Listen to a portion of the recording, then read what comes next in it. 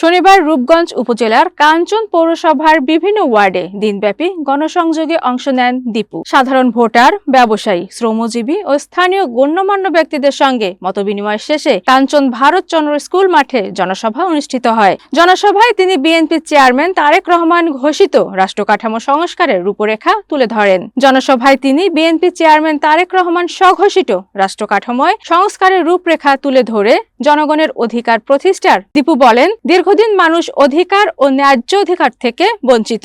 সুষ্ঠু ও অংশগ্রহণমূলক নির্বাচনের মাধ্যমে জনগণের সরকার প্রতিষ্ঠাই বিএনপির লক্ষ্য। তিনি আরো বলেন, রূপগঞ্জের উন্নয়ন, কর্মসংস্থান সৃষ্টি এবং আইনশৃঙ্খলা পরিস্থিতি উন্নয়নে দল সক্রিয়ভাবে কাজ করবে।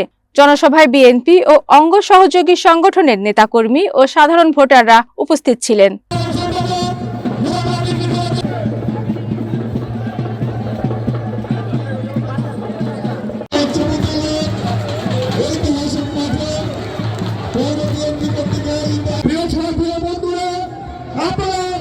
আজকে আমাদের প্রান্তীয় নেতৃত্ব একটি ভালো যাবে আজকে আমরা প্রকাশ করতে পেরেছি।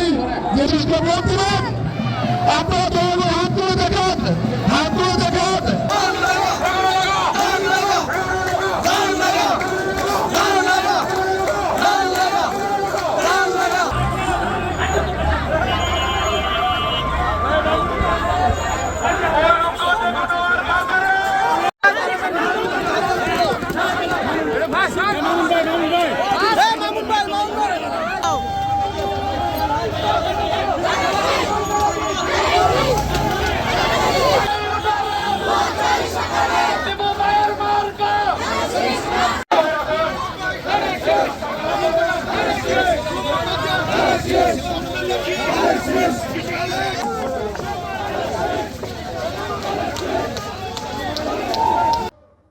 পাঁচ তারিখের আগে আপনারা দেখেছেন আমার সন্তান, আপনাদের সন্তান, বাংলাদেশের সন্তান।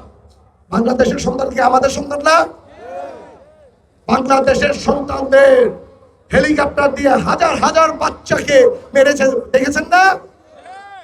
মেরেছে কেন জানেন? যাতে গণতন্ত্র এই দেশে না থাকে। গণতন্ত্র যদি এই দেশে থাকে তাহলে আপনাদের জায়গা দখল করতে পারবে না, মাদকের ব্যবসা করতে পারবেন। এর জন্য ওরা চেষ্টা করেছে।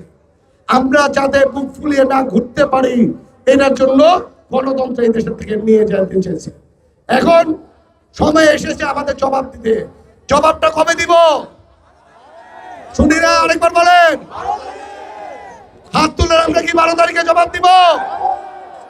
ইনশাল্লাহ 12 তারিখে শুধু আমরা ভোট দিব না, আমাদের আত্মীয় স্বজন, বন্ধু বান্ধব, পাড়া প্রতিবেশী সকলকে নিয়ে ইনশাল্লাহ ভোট কেন্দ্রে যাব।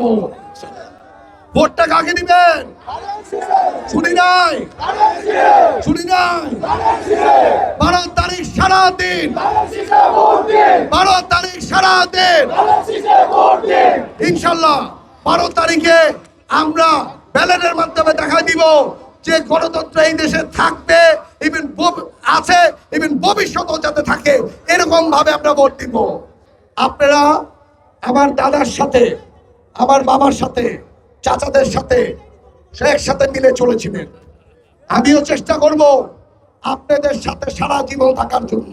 কারণ আমাদের বংশ পরম্পরাতে আছে যে রূপগঞ্জের মানুষ শেষ সাথে কাঁধে কাঁধ মিলে আমাদের চলা।